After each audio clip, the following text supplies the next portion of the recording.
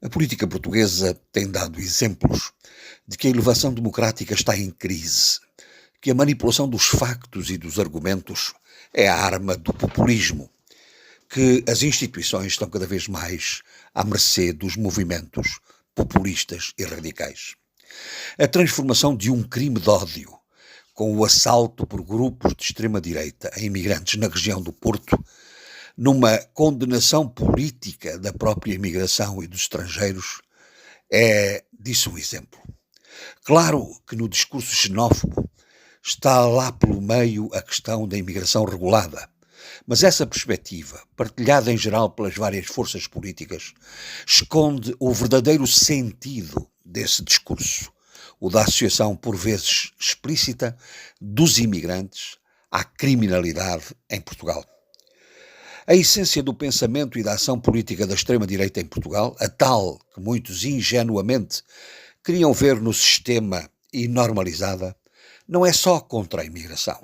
É estruturalmente hostil às comunidades africanas em primeira linha, numa revelação catártica da história e da incapacidade de perceber que o mundo mudou. E mudou de tal forma que até produziu, na democracia, abscessos democráticos tolerados. O debate sobre as reparações coloniais é evidente. A reflexão sobre o tema, suscitado deficientemente na forma, no modo e no tempo pelo Presidente da República, Marcelo Rebelo de Sousa, não deverá ser tabu. Transformá-lo numa querela sobre a traição à pátria é ainda mais absurdo, quer na sua dimensão política, quer na sua perspectiva jurídico-criminal. O líder do Chega sabe disso, muito bem. Mas não é esse o território das suas intenções políticas. Quer apenas alimentar a confrontação desregrada, onde se move bem. Ocupar os tempos mediáticos com horários marcados, um de manhã, outro à tarde e outro à noite. E explorar a marginalidade do sistema político.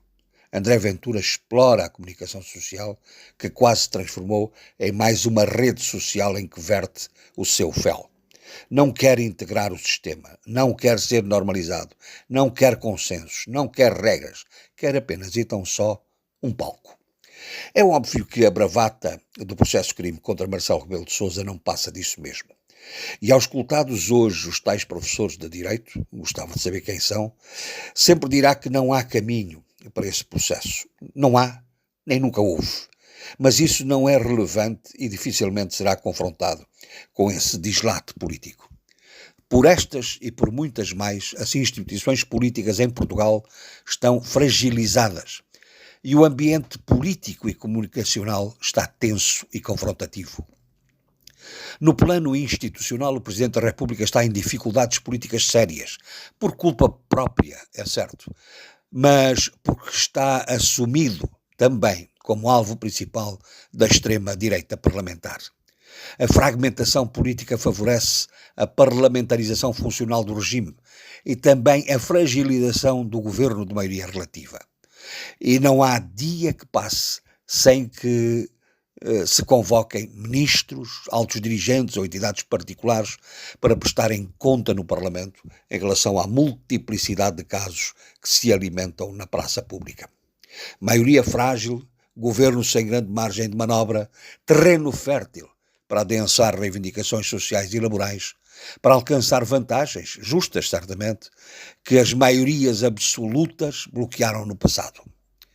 A cereja no topo do bolo é neste plano institucional a questão da Procuradoria-Geral da República, fechada nas suas muralhas corporativas, sem reação, à mercê de ataques de setores que convivem mal com a sua autonomia no sistema de justiça.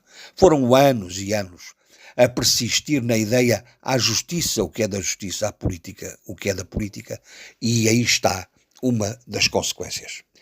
O ambiente político e comunicacional, pelo seu lado, está enxameado de linguagem violenta e de baixo nível, de discursos de intolerância e segregação, de responsabilização dos outros, de exploração das emoções, de criação de fenómenos polarizadores e de sobrevalorização das divergências, de horas intermináveis de domínio de comentários que se sobrepõem aos factos, de ciclos diários de construção de mensagens para consumo de telespectadores.